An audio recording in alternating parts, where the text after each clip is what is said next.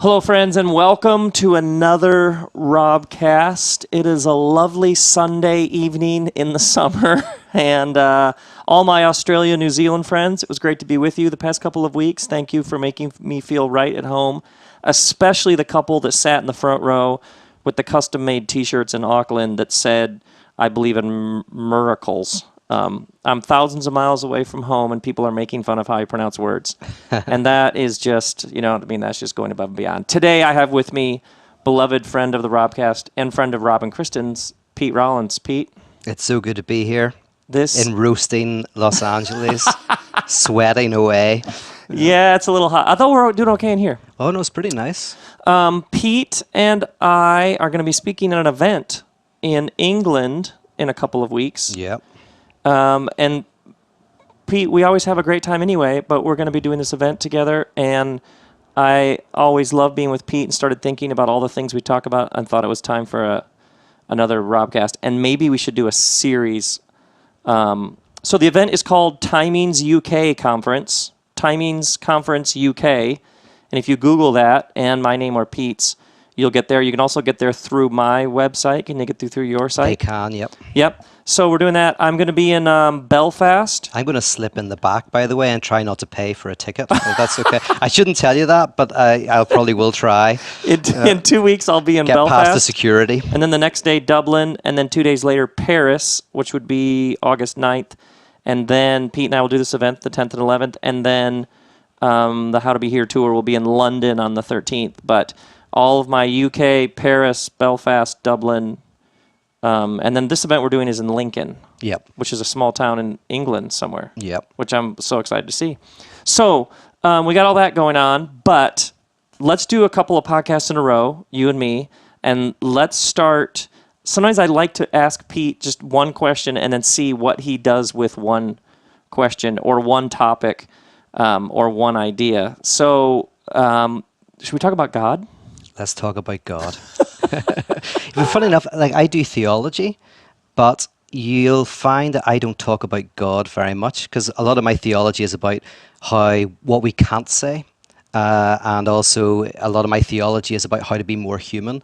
So ironically... What we can't say, why? Well, because in one sense, many theologians have talked about how when we talk about God, we often talk about a bigger version of ourselves. It's in LA, you can tell what someone is like by looking at their dog, right? Is it tiny and cute, or is it a big, massive dog, or is it shaggy? That tells you, it tells you what the person wants you to think they're like, right? It tells you about their idealized sense of self. No. So in the same way that you can... Our dog is part pit bull. I've made a lot of judgments about you in relation to your dog, But yeah, so in the same way you can look at someone's dog and work out something about themselves, you can look at someone's God and work out something about their culture or their values or their ideals. And that is a problem in many ways, that our gods are simply flattering images of ourselves. We create our gods, and then our gods create us. Yeah, they bless our tanks, and they bless our freedom fighters, and they condemn those terrorists, and God becomes a way of legitimizing our world and our thinking. Karl Barth once said, it's like when we talk about God, we talk about ourselves with a megaphone. So in other words, we talk about ourselves in a loud voice. Okay, I don't even know I got like 1,000 things, directions we could go. We had just been talking a minute ago about 4 different sort of classic views of this word, this idea that people call God. Yeah, because the one we're talking about now was in the 19th century. It was critiqued by Feuerbach, the philosopher, who said that God is mostly a projection. And he was saying that mostly when you look at people's understandings of God, it's a bigger version of themselves. They're projecting their own sense of self onto something bigger than themselves. And so Feuerbach said, this is a problem, of course. Now, you would think that if that's true, then all God talk is a problem, right? All God talk is a projection. But there's an idea that actually religion at its best is not projection, it's a projectile. And this is what John Caputo says. He says, God is not a projection, God is a projectile. And what he means by that is that at its best, a religious person's God does not justify their ideology, their politics, their religion. At its best, it critiques them. Someone who is deeply spiritual is often someone who puts themselves under judgment. So God is not this projection of themselves, but a projectile that smashes their ideas of who is right and wrong, who is pure and who is impure, who is good and who is bad. Which is the Jesus story. Yes, yes. And you see it These rooted people are in, these people are out, and he comes along and says, actually, Yeah. and these people are impure, these people are pure, these people are clean, these people are unclean. Actually, you have it all wrong. Yeah, I mean, within Judaism and Christianity, and obviously elsewhere as well, but those are the traditions I know best, there is this idea that God is not that which legitimizes us, but breaks open our understandings, problematizes the simple ways we look at the world, and that actually the other, whoever the other is in our society, the one that we think is evil or bad or we need to get rid of, is actually the person who can be good news to us, can be God to us, can help us, can critique us, can help us see the problems within our own world. So within Judaism and Christianity, there's this emphasis on the other, the outsider, because they're the ones who question our way of thinking about the world. Okay, the four ways then. 4 ways. So, this is we often think when we use the word God that we know what we mean by the term. But actually, and if you watch any YouTube debate, there'll be one person on the right-hand side saying God exists, and the person on the left-hand side, God doesn't exist. And basically, I find those discussions so boring. Oh yeah, yeah. I mean, they both have the same view of God. God is this being above, this super being. One believes that God exists. One believes that God doesn't exist. But that's the most simple form of Super belief. being? God is a super being. God is basically God is a bigger version of ourselves. God is a being, an object that we can think about, we can understand, we can technically wrap our minds around. So it's everything we possess. Just take it. If we're finite, then infinite. If we're limited in knowing, then all-knowing. If we could only be in one place, then the super being must be able to be in all places. Yeah. Whatever we're kind of, it's just that. To the nth degree. Okay. Well, it's like when Homer Simpson prayed for the first time. He put his hands together and he said, "I don't know if you exist. I don't know if you're there. But Superman, please save me if you can hear me." Right? That's okay. That's our God. That's Super God as being. a being, a super being. But within theology, there's 3 alternatives to that view. And the first is the mystical. So we can talk about that for a minute. The mystics have this idea that God is the name we give to a hyper being. And what they mean by hyper being is that God cannot be conceptualized.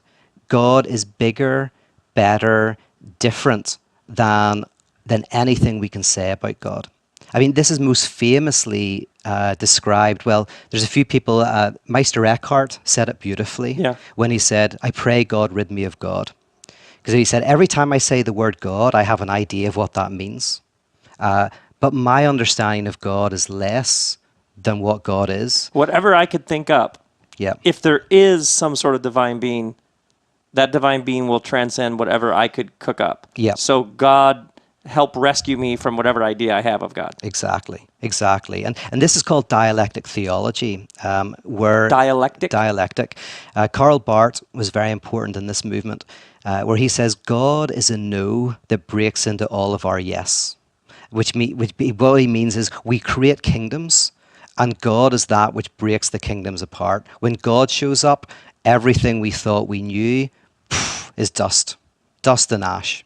That there's something. It's like being a ship that's sunken in the depths of the ocean.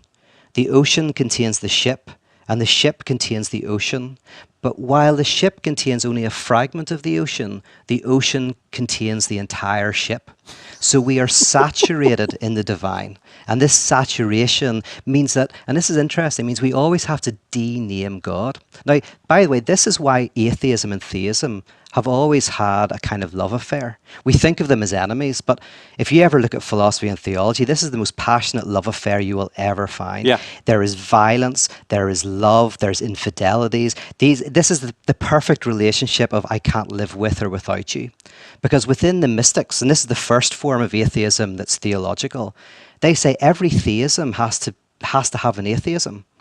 As soon as you say God is a father, which is saying something about God, you have to say, oh, but not like I understand Father. Not like as a 21st century Northern Irish guy. That's different from a 3rd century German peasant. So you name God, you nominate God, and then you denominate God, which means you dename. And so interestingly, churches are called denominations. The places where you denominate, you dename God. Atheism and theism combine in this beautiful relationship. Which is why I find even this whole so-and-so's an atheist, so-and-so's this is why I find that whole discussion so boring. Yeah. Yes, and in the philosophy tradition, the Continental Philosophy tradition, these two, as I say, have had a very mutually beneficial relationship. There is a sense in which if you write atheism with a slash between the A and the T, A/theism, someone like Meister Eckhart would say the Christian lives in the slash. They are a theist and an atheist, and you live between creating beliefs and ideas and knocking them down and disbelieving them. And in that space, that's where we dwell, between these two spaces. Which is interesting because you think about how much of the unfolding narrative of the scripture is whatever somebody has come up with, this is how God is. Actually, no. Yeah. Bigger, wider, beyond your tribe, not just about you, but like whatever somebody has come up to name it, Yeah. it's a denaming that comes in next. Absolutely. So within the Bible, there's a number of techniques that are used, but two of the ones that are very interesting to me are, one is the multiple names of God.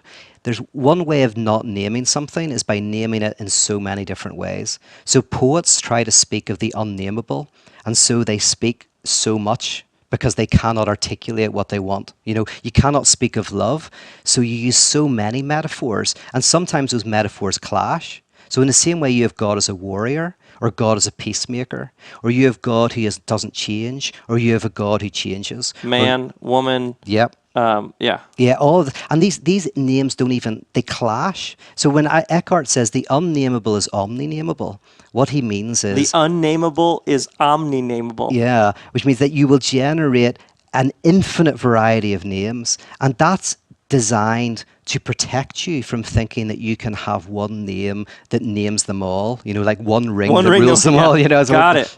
Yeah. Because that is the thing. And then like you have Moses being told, my name is Yahweh, this is my name forever. Yes, and that is a name that you can't speak. That's the other thing. Right, so right. you've got all of these multiple names, and then when it comes to the one name, it's a name that cannot even be said because it doesn't have breathing. vowels. And then Paul finds himself, the New Testament, Acts chapter 14, finds himself talking to a bunch of Greeks who have no idea who Yahweh is. So he just says, oh, you have an idea of a God, you call it a theos. So I'm going to talk to you about he just simply uses a different name. Yeah. Like when in doubt, you just use a completely different name. Absolutely. And there's these Russians who would knock holes into their walls because instead of having just icons, lots of different icons that would make you think about God, the ultimate icon was an empty hole. Is an empty hole, a gap.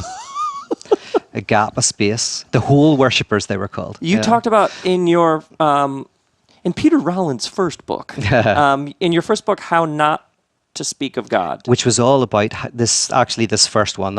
You have this fantastic thing in the opening chapter about God is that which about nothing can be said, and God is that about which we should never stop speaking. Yep. Yeah, so my first book, How Not to Speak of God, and of course you can hear the title, How Not to Speak of God, was exploring this idea of the hyper-being of God, that in some respects, what we cannot speak drives us to speak. I mean, my own, when I was young, I didn't speak for ages. Way after everyone else in my family speaking, they had speech therapists came around to work out what was wrong with me, and then they discovered. And now you go around the world speaking. And that's you can't shut me up. Yeah, but they found out that every time I wanted something, I pointed at it, and my sister would then get it. So if I pointed at a cookie, my sister would get the cookie, and the speech therapist said, "Just tell your daughter to stop doing that," and she stopped doing that, and I started speaking. So, but I speaking comes from, in a sense, frustration and wanting something and not being able to articulate something. Like the poet is driven to speech by trying to articulate something they cannot articulate. That's why it's sometimes better to think of theopoetics and theology.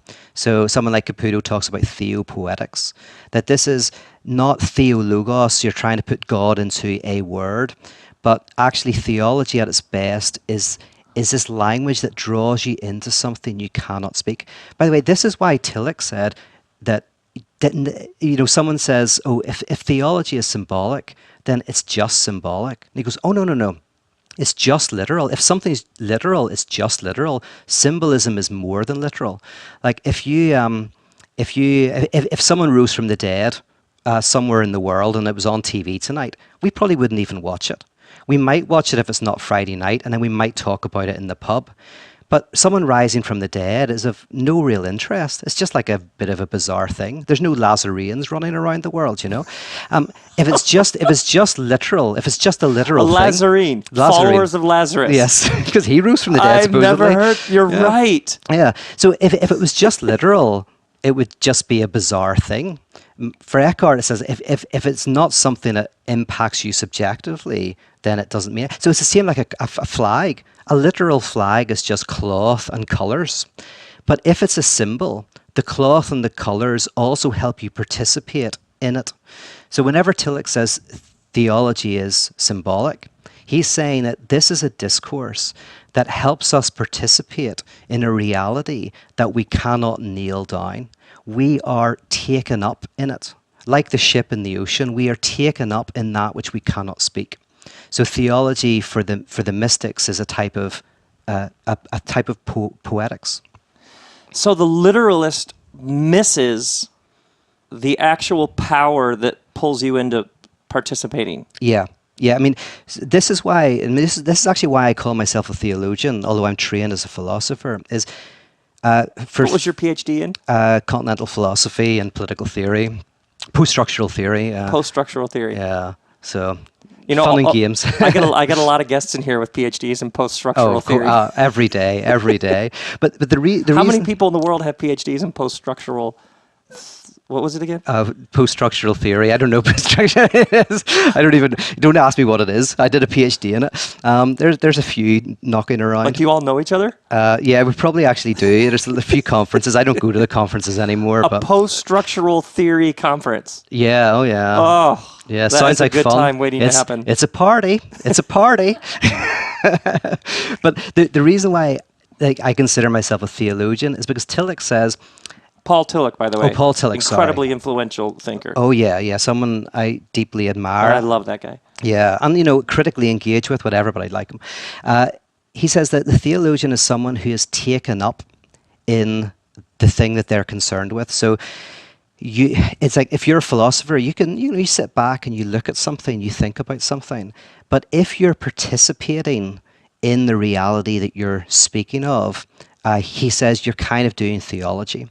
And so I feel that I'm taken up by the topic. It's not something I do as a vocation. It's not something I do as a professor or anything like that. I'm taken up in it. And so Tillich says that then you're doing theology. So the mystics, they say you can't talk about God as some sort of dispassionate object that you can nail down. You participate in a reality that transforms you, and you have words for that participation. But those words don't nail it down. It's almost like this. Imagine someone has an experience and then they want to memorialize it. They want to build a church. They experience something spiritual. Now, if you're a very talented architect, you'll build an incredible church. And if you're not very good at architect, you'll build kind of a little crappy church. But so one of them's more beautiful than the other, but neither of them define the spiritual experience. Both of them are in the aftermath of the experience and show a fidelity to it. So in the same way, someone like Thomas Aquinas has an experience. They're incredibly intelligent, incredibly thoughtful. So they create a beautiful architecture of words. And maybe someone else has an incredible experience, but they don't have the same education. So, their way of talking about it isn't as, might just not be as appealing or beautiful. But neither of them capture the experience. They're both responses to it. So that's what the mystics are talking about. Ah, so good. So you have super being. God is a being. Yeah, that's even better. Just God is a being or a bigger being than ourselves. Just a being. Then just there's an object. God as hyper being. Hyper being, which is you're basically trying to find language, metaphors, images, visuals. God is fire. God is rain. God is storm. Yeah. God is protector. God is warrior. God is mother. Whatever it is that helps give language to this sense that there's more going on here. And Anselm defined it very well, where he said, God, in his proslogion, he said, God is that than which none greater can be conceived. And when people first hear God is that of which nothing greater can be conceived. Yes, God is that than which none greater can be conceived. Now, the reason why I have to be precise in how it's said is because people think that he's saying God is the greatest conceivable being. But that's the first one. That's God as a being. God is the greatest conceivable being. Anselm is saying, no, God is, because we can conceive of something more than conception. This sounds bizarre. I can conceive that there's something bigger than I can conceive, right? I can think that there's something bigger than I can think. And Anselm says that's where God dwells. So it's clever, that brings you to the second one, where you say, okay, yes, of course, I can think that there's something greater than I can think. And Anselm says, so don't ever think that you can think God, because God is always greater than you can think. Yeah. And so he's trying to protect you from idolatry. And that's why Paul Tillich says that there's a form of atheism that is closer to God, that most theism is idolatry, because most theism treats God as an object that you can think. And he says, that's idolatry. That's idolatry. I love Moses being told, no, you can't see the divine, but you can. I'll pass by the cave opening. Yes. You can see where I just was. Yes. That's the best you can do, is you get to see a spot where I just recently was. Yep. Oh, yeah. Which I think is a very early primitive acknowledgement of what you're speaking of. Absolutely. I mean, within the Jewish tradition, mystical tradition, it's all there. I mean, we're not doing some kind of contemporary thing here. Right. You go right back to the old rabbis. They're constantly telling stories about how God is different than we can conceive, and that theology is not agreement on a worldview. Theology is about entering into a conversation that has been going on for thousands of years and participating in that ongoing conversation. It's about loving. So it's like going into a museum and looking at a painting, where some people are going like, what does the painting mean? You go like, no, the issue is, do you love the painting? Do you let it speak to you? Yeah. And of course, it will speak to you in different ways, because there is no single meaning to the painting. There's multiple meanings. It overflows with meanings. And so instead of like somebody saying there's a singular meaning to God or to the Bible, you go, well, like any beautiful work of art, it overflows with meaning, so you can never pin it down. The question is, are you taken up by it? Yes, because you'll come back to that same painting over and over and see something different every time. Yeah. Kristen and I were just in, was it Brisbane, that art gallery? We've been so many places recently. Right. We were in Brisbane, and this art gallery had this massive hall when you come in, and somebody had hung from the ceiling black inner tubes that had been crimped and shaped and stuck through each other. There must have been 100 of them hanging by clear string. And it was must be truck inner tubes hanging from the ceiling 30 feet above your head. But my first thought was, if I come back here tomorrow and see this, I'll see something different. Yeah. And if I come back the next day, just weird, the way the light shone on it, the way they're hanging there sort of suspended. that art has this beautiful, you hear a song and you hear things you never heard in the song. And much art, especially contemporary art, it's hard to get if you think that you're supposed to get it. A lot of contemporary art is about stopping you from trying to get it so that it can get at you. So that you can have the experience. Yes. So with theology, instead of getting it, how does it get at you? Which is interesting to me because I'm struck with how often I'll be speaking somewhere and one of the questions will be a question of a right and wrong. I just don't want to get it wrong. Mm-hmm. And in the person's question, sometimes there'll be a lack of participation. Yeah. It's like, I just don't want to be wrong. Yeah. Which is very different from, man, I don't want to miss out. Yes. That's it. I don't want to have it right in front of me the whole time and I missed whatever it is. Yeah. And we think sometimes the best relationships are relationships where we get each other. But sometimes when you really love someone, as you get deeper in a relationship, you go, the most beautiful thing is I get that I don't get you. That you get at me and something happens when I'm with you. But actually, it's not that we all agree on everything, that you're a mystery to me, and not getting you is actually part of what it means to love you. Right. We're years into it and I'm still learning new things. Okay. Yeah, we're only in number 2. Super being, hyper being. Yeah. Have you gone to number 3 yet? Number 3 is ground of being. Ground of being. Ground of being. Super being, hyper being, ground of being, which is a phrase from Paul Tillich. Yes. I'm reading his My Search for Absolutes right now, by the way. Oh, that's great. Do you the have book with drawings. I was going to say, yes. Do you have the one with drawings? Brilliant. Isn't that so cool? Good. Yeah. I don't understand the drawings. Oh, yet. yeah, the drawings. Although sometimes that's the thing where, sometimes you don't get the drawing, but it gets you. There's a couple of those drawings are very good. Okay, so RobCast friends, Paul Tillich, a really extraordinary thinker. One of his main books was called The Courage to Be. Mm-hmm. So third idea, and you're walking us through, just to pause for a second, 4 different sort of ways people talk about God. Yep. 3 is ground of being, which is... Yeah, so this is slightly different from hyperbeing, which we just looked at, which is the most orthodox form of thinking about God. So if you want to be more orthodox, you go with the mystics hyperbeing. Ground of being is slightly different. Ground of being is where you say that God is that from which everything arises. Everything that is arises from a ground, and that ground we call God. Now, it's slightly different from hyperbeing. So for Tillich, he says, this means that all speech about God is symbolic. Because as soon as I say something about God, there is a subject, me, saying something about an object, God. So there's a split. And Tillich says, but God it comes before subject and object.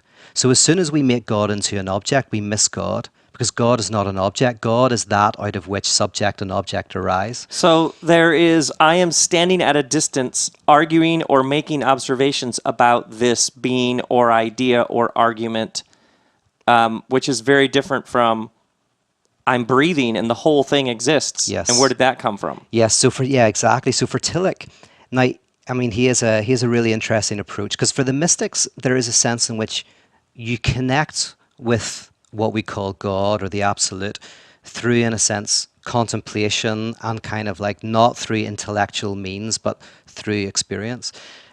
For Tillich, he says you encounter God through ultimate concern, through giving yourself to the world in love, giving yourself to justice. You can never love God because God's not an object. You love objects. You love someone, and in loving someone, you love God. So God is not an object that you love. God is that which you discover in the act of love itself. Right. It's a very subtle but really interesting change. Yeah, it's huge. It's huge. Because I remember growing up and someone was like, "I mean, I just really love God," and I was like, "I don't know what that means." Yeah. I don't. Where? Who? How? Yeah. There's a crazy idea, and you'll never read it in the Bible, that if you love your neighbor, you love God, and if you don't love your neighbor, you don't love God. Now, you'll never find that anywhere in the book, but that's kind of what Tillich's saying. But that's a crazy idea and Tillich he writes beautifully about this. He says, and this is called religionless Christianity. Dietrich Bonhoeffer is also into this. Is actually where my later books go. So my first book is very in the hyper being. Some of my later books get into ground of being, where I say that religionless Christianity is where you forget about loving God, you act in love towards the other, and strangely, in the very moment when you thought you lost God because you're just loving the world and people in the world, you actually discover God in that loss. So it's interesting, right? Like, especially like yoga now, you'll often hear source.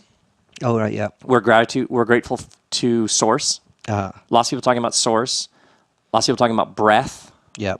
Which obviously we've been talking about for thousands of years. But I noticed lots of people returning to these very early practices of breathing, gratitude, presence, which are, the whole thing is here. It rests on something. It flows. I realize in my new Everything is Spiritual tour and film thing, I was trying to give people a different version of ground of being. 13.8 billion years ago, there was an explosion.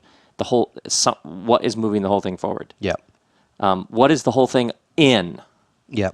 As opposed to where is God? Much better question, where are we? Are we already in, resting upon? Yes. John Robinson talks about this in my favorite book ever, Honest to God. Yeah, I remember when you first mentioned that, you heard me talk in Greenbelt and you said, oh, that sounded very like John Robinson, Honest to God. And I was like, you read Honest to God? That's brilliant. That book is, I don't think any book has shaped me more. There's like that and one other book have shaped me more than any books. Because that was a huge bestseller in the 60s, but then, disappeared. But actually, as an aside, I think some of the best theology was being done in the 60s. I spent a lot of time reading theology from the 1960s. I can't believe... by the way, folks, that was Honest to God by John Robinson. It is the thinnest book you will buy for $4 that will take so long to read. Yeah. It's so dense. Yeah. In just a few words. He's great. So there is something that's shared between ground of being and hyper being, but the idea of source and breathing, I still think that sits very neatly in with the mystics. Oh yeah, right. Okay. Where Tillich goes and Bonhoeffer, they're also embrace that, but they have a very material thing. So their ultimate thing is you experience that, but then in kind of giving yourself to a vocation, to a cause, to something that you feel is bigger than yourself, in that you find, what the religious would call God or the absolute. And everyone has it, Tillich says when you're a kid, if you refuse to eat your Brussels sprouts and your parents say, if you don't eat those Brussels sprouts, you're not leaving the table. If a kid does not leave the table and sits there, and which happened to a friend of mine for 8 hours, that's ultimate concern. You care more about not eating your Brussels sprouts than anything else, and eventually your parents give up and you win. Ultimate concern is that Tillich says, you will find meaning in life when you can find something that you feel is worth living and dying for beyond yourself. Now, he then adds to it another little complication. He says, not all ultimate concern is good, because fascism is a kind of ultimate concern. Yeah. He says there's a form of diabolical, demonic ultimate concern. And he says, and there's a form of faithful, beautiful ultimate concern. And the former is when you make something that's not ultimate. When you make something so patriotism, where you say, whether my country right or wrong, whoever they bomb, whatever they do, I'll live and die for it. He says that's a problem. But he does say, but if you're a patriot, but you say, I love my country so much that whenever I see it doing injustice and not living up to its ideals, I will fight against it for the sake of it. He says that's a healthy ultimate concern, because you're giving yourself to freedom, democracy, justice, to these ideals that you can't put your finger on. But ultimately, Tillich is saying, if you can find something that floats you, that you want to live and die for, that is about bringing more life to the world, then that's how you find God. That's ground of being. Wow. Okay. Super being, hyper being, ground of being, fourth way that people talk about God. Okay, the fourth way is very interesting, and you find it in some contemporary thinkers. It's God as event. God as event. And this is where some people have said God is the name we give to that which calls us to greater love, freedom, democracy, hospitality. It's that which refuses, it stops us from reducing the world to one-dimensional materiality. Because philosophy has always had a problem. Continental philosophy, you can read it as... Can you define continental philosophy? Oh yeah, there's kind of two types of philosophy: analytic philosophy and continental philosophy. And continental philosophy is more interested in questions of politics and how to live, and analytic philosophy is more interested in logic, more science based. There's a big conflict, crazily, between analytic and continental philosophers, but in continental philosophy, there's this problem that if you think of the world as a two-tier thing, mind, body, spirit, material, you get all sorts of problems. It's called Cartesian dualism. You just have a whole world of problems. But you also have a whole world of problems when you say the world is just material, just purely a material. Cells, trees, atoms, rocks. You've got loads of problems. So a lot of philosophers try to find ways of not reducing the world to pure materiality and not creating a simple two-tier universe. So Simone Weil, for example, she talks about gravity and grace. She says the world is gravity. And what she means by that is it's the natural laws that things fall, planets revolve, but it's also the world where affliction is paid back with affliction, suffering with suffering, hatred with hatred, violence with violence, war with war. For her, that's as natural as rocks falling to the ground. And then she says there's another reality, which she calls grace. I think if I had a tattoo, I would get gravity and grace, I think. Grace is not a different world. Grace is this something that's peppered within gravity, which stops us from repaying violence with violence, but rather violence with peace. Stops us repaying hatred with hatred, but hatred with love. It's that something speckled in the universe which just makes it not one-dimensional, that calls us to be better selves. And that's God as event. And funnily enough, if you want to know where these fit, God as event is the most atheistic. Like, there's a lot of people who don't think of God as a being out there, but they like God as event. God as hyper being is the most theistic. That's the most orthodox Christian.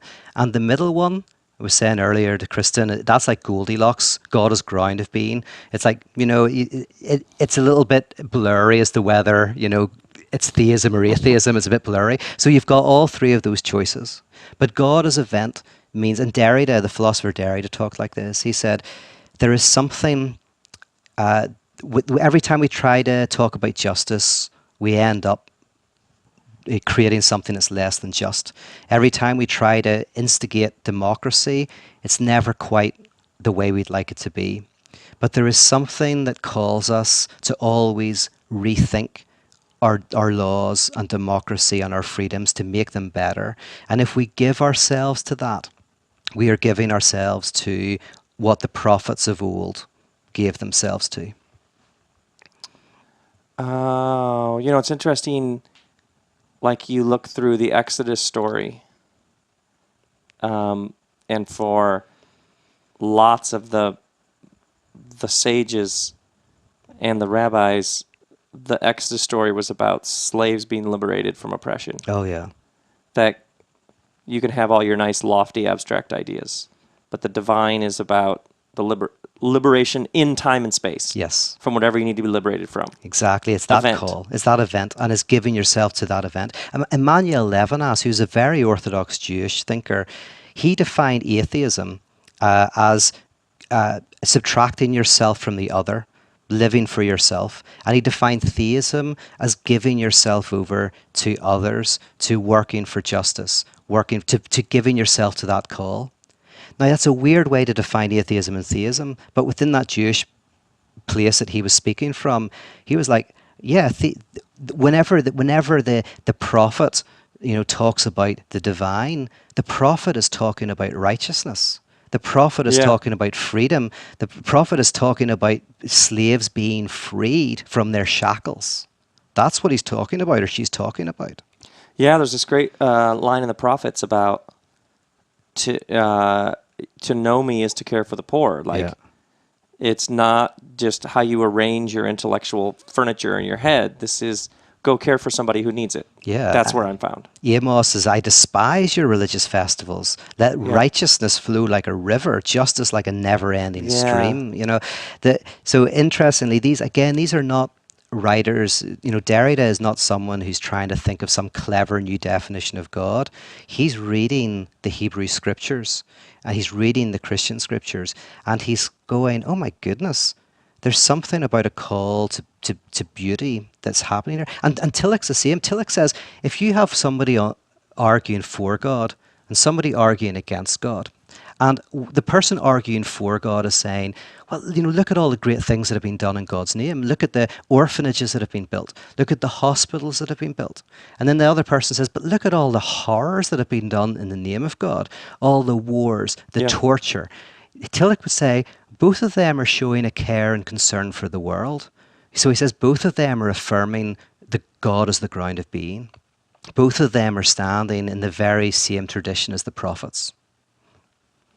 So,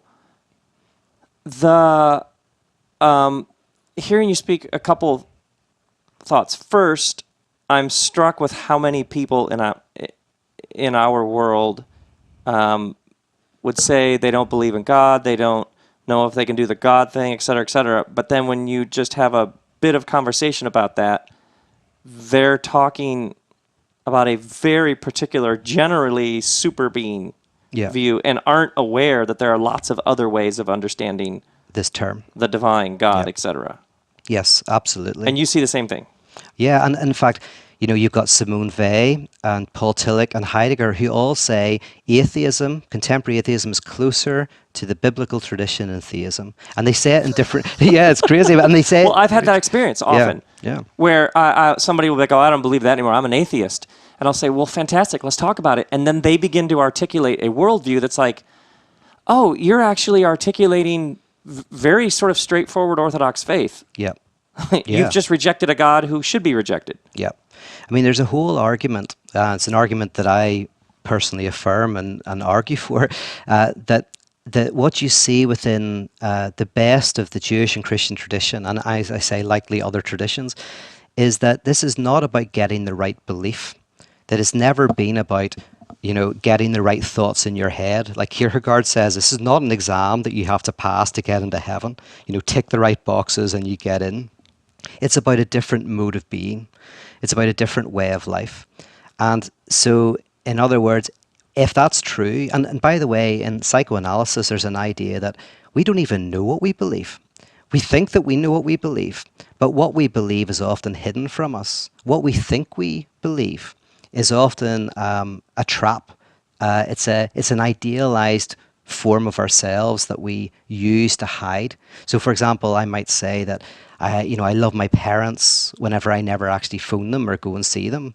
And actually, the truth is not in what I think. The truth is in what I do. So, within Christianity, there's this idea that belief is not in the head; it's in the heart.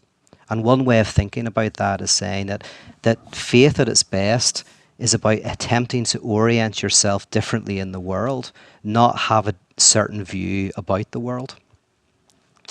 Oh, so good. Now, to somebody who says, I'm sure you've had people say things like, why even bother talking about God? Let's just leave all this behind. You would probably, I'm guessing your first answer would be, well, you are living your life according to something. Yeah. How would you generally respond to those sorts of, oh, come on, let's leave this discussion, let's leave this behind? Yeah, I mean, I can appreciate that. It's difficult for us, I think, especially I live in America now, in America, not to be immersed in that kind of language. It's there's a philosopher, Giuliano Vadimo, and someone once asked him, why do you call yourself a Christian? Incredibly intelligent guy, Italian. And he says, well, I can't not call myself Christian. He says, I grew up in a world where that language meant something. I was immersed in it. I was part of it. Even if I reject it, I'm rejecting it. I mean, I'm still in relationship with it. So for many of us, this is the language that we have. And for me, the point is not to go from one set of one language to another. So you go, okay, this language of God doesn't work for me, so now I'm going to take on, secularism or humanism. That's fine. You might want to do that. That's fine. But the problem might be that you embrace the humanism in the same way that you Yes. embraced your Christianity, right? Yes. So at the level of what, things are different. You believe different things. But at the level of how you believe what you believe, it's exactly the same. You hold it in the same way. Yeah. So if a humanist and a Christian are arguing and they both simultaneously convince each other that they're right, and then they move to the other side of the stadium, what's changed? Potentially what they believe is different, but not how they believe it. For me, I'm more interested in how your belief functions. Because, for example, someone might believe in God, but they believe in God because they grew up in a family where if you didn't believe in God, you were going to go to hell or you were going to get kicked out. You might be sent to the orphanage. So even though at level of what, you might go, well, I like that person believes in God. The reason why they believe is terrible. And somebody might believe something very different from you, but they believe it in a healthy way. So my thing is not to get too caught up in what you believe, but rather how you believe what you believe. So good. So good. Oh, my word. Okay, so I think we should pause here, and then next podcast we'll jump in again. Wonderful. Because we were talking about the symbolic, imaginary, and real. Oh yeah, we're gonna go. We're So gonna we should go probably fun do that places. the next one. If you're up for it, I would Absolutely. love to. Yeah. Okay, friends, how's that? How are your brains doing now?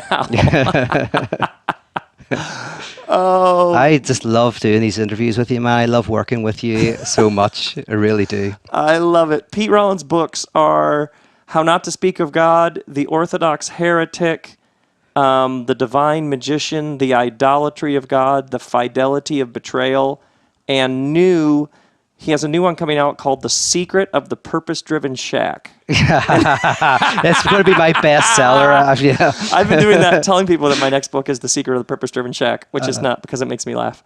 Those are very, very big selling books, by the way. 3. I hope you get that joke, folks. Okay, this was fantastic. Thank you so much. Thank you I always so love much. it. And those of you in UK, Europe, England, Pete and I would love to come hang out with you for 2 days. Yep. We'll literally be hanging out in a small English town for 2 Yep. days, talking to people and hanging out and eating in pubs. Oh yeah, it's going to be fun. Right, curry. I'll find the curry in Curry, that yes. town. The national food. That's Timing's UK conference, Rob LP. Anyway, this is great fun, folks. Grace and peace.